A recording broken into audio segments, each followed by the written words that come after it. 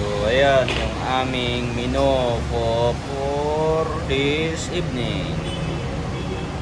Ano yan? Batikulon, atay, at saka mayroong gulay na kunti. Ito yung ating ingredients mga katumba.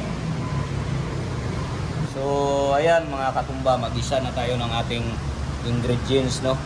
Ahos, luya, sibuyas.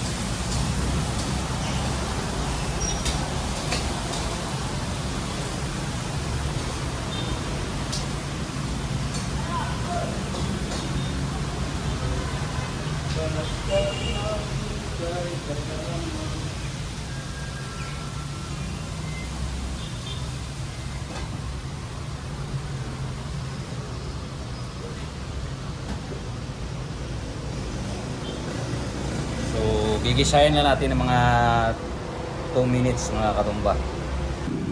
So ayan na mga katumba, no? Tayan-tayin na lang tayo ng mga 2 minutes mga katumba. So ayan na mga katumba, no? Mga after 15 seconds luto na yan, no? So antayin tayo. Ayan mga katumba, luto na ang pinalagpat nga luto, no? Adobo nga batikulon, no? Na ay patatas, carrots, kag talong. Ayan, luto na, malamala mga katumba, oh. Ayan, okay na kayo. So ready to eat na.